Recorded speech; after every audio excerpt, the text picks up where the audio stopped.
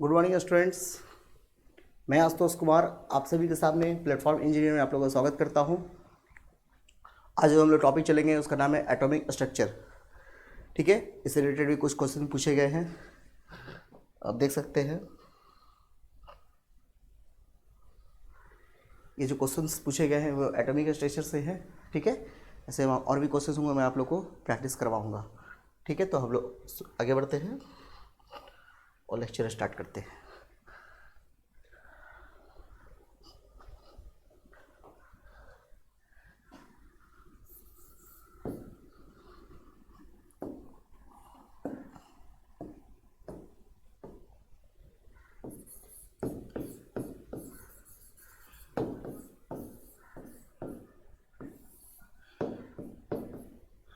Atomic structure.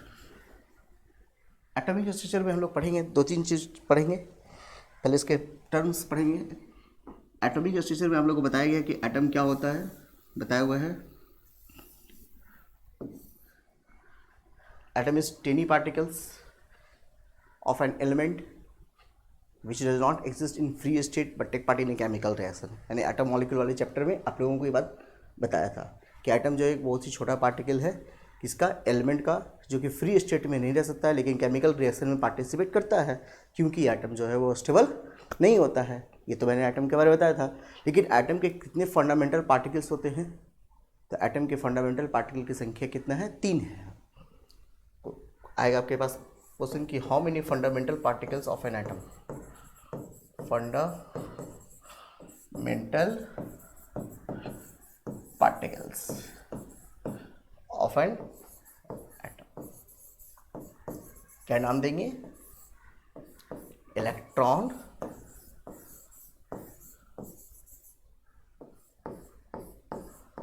Proton and neutron. जिसमें electron पे जो चार्ज होता है वो निगेटिव होता है, प्रोटॉन पे चार्ज कैसा होता है, पॉजिटिव होता है, न्यूट्रॉन पे कोई चार्ज नहीं होता है। यानी इलेक्ट्रॉन कैसा पार्टिकल है, निगेटिव पार्टिकल है, प्रोटॉन क्या कैसा पार्टिकल है, पॉजिटिव पार्टिकल है, और न्यूट्रॉन कैसा है, न्यूट्रल है, यानी इस पर कोई चार्ज नहीं है। ठीक है, ये रहता कहाँ है, तो मान लो कोई भी एटम का हम ऑर्बिट डायग्राम बनाते हैं। मान लो ये सर्कुलर पाथ दिए, याद होगा आप लोगों को, सेल वगैरह पढ़ाए थे, इलेक्ट्रॉनिक कॉन्फ़िगरेशन सिखाए थे आप लोगों को। ठीक है, तो ये जो हम सर्कुलर पाथ दिए हैं, इसी सर्कुलर पाथ में क्या कौन चक्कर काटता है, इलेक्ट्रॉन क्या होता है, चक्कर काटता है। इलेक्ट्रॉन क्या होता है, चक्कर काटता रहता है, रिवॉल्व्स करते रहता है। तो इलेक्ट्रॉन कहाँ रहेगा, तो इलेक्ट्रॉन कहाँ रहता है, इलेक्ट्रॉन सेल में रहेगा। कहाँ रहेगा, सेल में रहेगा। जबकि ये जो यहाँ पे आपको पॉजिटिव चार्ज दिख रहा है, इसमें कौन कौन पार्टिकल होगा, इसमें प्रोटॉन रहेगा और न्यूट्रॉन रहेगा।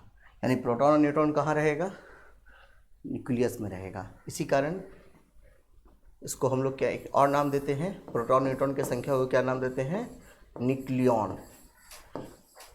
क्या नाम देते हैं, न्यूक्लियॉन। प्रोटॉन न्यूट्रॉन के नंबर ऑफ पार्टिकल्स को हम लोग क्या नाम देते हैं, न्यूक्लियॉन। क्लियर है यहाँ तक, आगे बढ़ते हैं। इसका डिस्कवर कौन किया है, इलेक्ट्रॉन का डिस्कवर, यानी इलेक्ट्रॉन का खोज कौन किया है,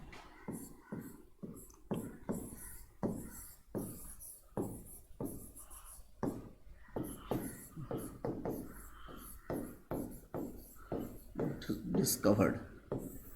तो इलेक्ट्रॉन का खोज कौन किया है, जे थॉमसन।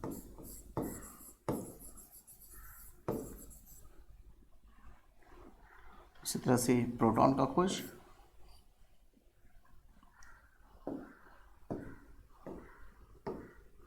प्रोटॉन और न्यूट्रॉन का खोज। एक और हम लोग एक टर्म यहाँ पे एक और लेंगे हाथ पास, न्यूट्रॉन। और एक और हम लोग टर्म यहाँ पे लेंगे, न्यूक्लियस का खोज।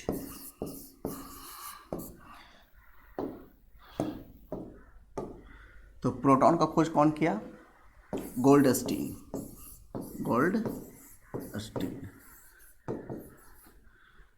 न्यूट्रॉन का खोज जेम्स चैडविक।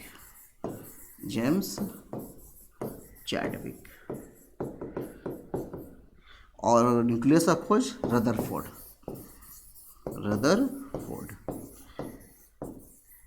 इन्होंने किसका खोज किया था? न्यूक्लियस का खोज किया था। अगर आपसे ऑब्जेक्टिव क्वेश्चन पूछा जाए कि न्यूट्रॉन का खोज कौन किया, तो क्या बोलेंगे? जेम्स चैडविक ने। प्रोटॉन का खोज गोल्डस्टीन ने, और न्यूट्रॉन का खोज इलेक्ट्रॉन का खोज जे थॉमसन ने। न्यूक्लियस का खोज किसने किया? रदरफोर्ड ने किया। चलो इन तीनों को याद करने का ट्रिक भी हमारे पास है। याद करने का ट्रिक क्या है? The Gop chain. द यानी देखो टी एच से क्या बना? थॉमसन बन गया। टी एच से थॉमसन, और ई फॉर इलेक्ट्रॉन। फिर उसी तरह से जियो से क्या बना? Goldstein. P for proton. C H से क्या बना? चैडविक। और एन से न्यूट्रॉन। तो टी एच अगर रहेगा तो क्या समझेंगे कि थॉमसन है, और ई लगा हुआ है डेट फॉर इलेक्ट्रॉन। जीओ से हो गया Goldstein, P for proton, C H से चैडविक, एन फॉर न्यूट्रॉन। याद करने का ट्रिक है। नाम क्या बना? द गोप चैन से आप क्या कर सकते हैं? इलेक्ट्रॉन, प्रोटॉन, न्यूट्रॉन का कौन किसने डिस्कवर किया है वो आपको नाम याद हो जाएगा। बचा सिर्फ आपको न्यूक्लियस। तो न्यूक्लियस का खोज किसने किया? रदरफोर्ड साहब ने किया था। यहाँ तक क्लियर है? अभी सभी इस पार्टिकल्स का हम लोग क्या करेंगे? मास और चार्ज लिखाएंगे।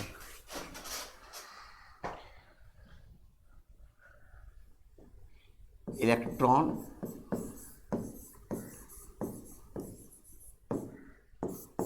प्रोटॉन,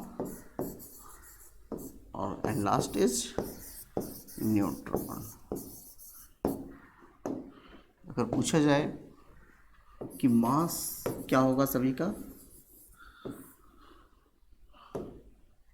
तो इलेक्ट्रॉन का मास जो होता है सबसे कम होता है, लाइटेस्ट मास होता है। सबसे कम मास होता है इसका 9.1 इंटू 10⁻³ kg। जबकि प्रोटॉन का मास जो होता है 1.66 इंटू 10⁻27 kg। इसका हो जाता है 1.68 इंटू 10⁻⁻7 kg। अगर आपसे क्वेश्चन पूछा जाए कि विच पार्टिकल इज हैवीएस्ट, एक minute, which particle is heaviest, तो सबसे ज़्यादा हैवीएस्ट मास किसका है? लाइटेस्ट मास किसका हो गया? इलेक्ट्रॉन का हो गया। अगर आपसे क्वेश्चन पूछा जाए, ऑब्जेक्टिव क्वेश्चन आ जाए कि लाइटेस्ट मास किसका होता है, विच पार्टिकल का होता है? इलेक्ट्रॉन का लाइटेस्ट मास होता है। जबकि न्यूट्रॉन का मास क्या होता है? प्रोटॉन से थोड़ा सा ज़्यादा होने के कारण इसका मास हो गया वो हेवीएस्ट मास हो गया। क्लियर है? सबसे ज़्यादा मास किसका होगा? न्यूट्रॉन का, और सबसे कम मास किसका होगा? इलेक्ट्रॉन का। ये तो मास हो गया। नेक्स्ट,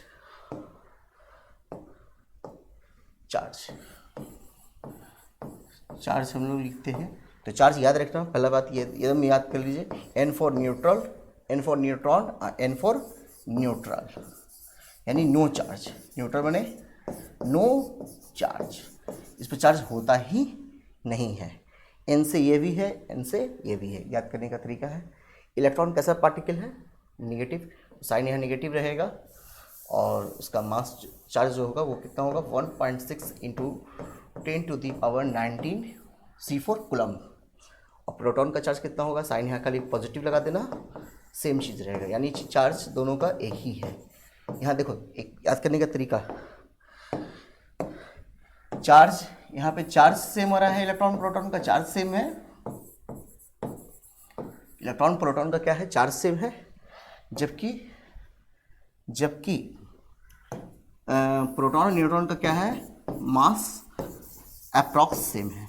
अप्रॉक्स क्या है? सेम है। तो अगर आपसे पूछा जाए तो अगर याद करने का दो ही चीज़ है आपके पास, प्रोटॉन का मास याद किया तो न्यूट्रॉन का मास भी याद हो गया। क्लियर है? तो आप किसका मास याद करेंगे? इलेक्ट्रॉन और प्रोटॉन का। ठीक है। चार्ज याद करेंगे किसका? सिर्फ इलेक्ट्रॉन का याद करेंगे या प्रोटॉन का याद करेंगे?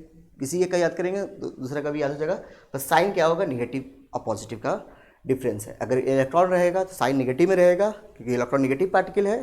प्रोटॉन कैसा पार्टिकल है, पॉजिटिव पार्टिकल है, इसी कारण वहाँ पे साइन कैसा हो जाएगा, पॉजिटिव में हो जाएगा। Is it clear? तो आपको ये चीज़ याद रखना है, यहाँ पे दोनों का चार्ज सेम, यहाँ पे दोनों का मास क्या होगा, अप्रॉक्स सेम होगा। कौन लाइटेस्ट मास किसका होता है, इलेक्ट्रॉन का। हेवीएस्ट मास किसका होता है, न्यूट्रॉन का होता है। न्यूक्लियस में कौन कौन पार्टिकल होते हैं, प्रोटॉन और न्यूट्रॉन। जबकि सेल में कौन पार्टिकल होता है, इलेक्ट्रॉन। केमिकल रिएक्शन में कौन पार्टिसिपेट करता है, इलेक्ट्रॉन। कोई बॉन्ड बनाएगा तो इलेक्ट्रॉन। वैलेंस इलेक्ट्रॉन किसका कैसे चेक करते हैं, इलेक्ट्रॉन के थ्रू चेक करते हैं। यानी सारा काम फंक्शन कौन करता है, इलेक्ट्रॉन ही करता है। अगर किसी का इलेक्ट्रॉनिक कॉन्फ़िगरेशन लिखना हो तो किसके थ्रू लिखेंगे, नंबर ऑफ इलेक्ट्रॉन के बेसिस पे लिखेंगे। ठीक है, चलिए आगे बढ़ते हैं। Next term,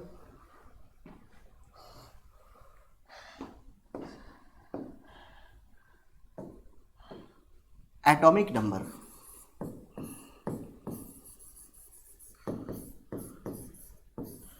atomic number,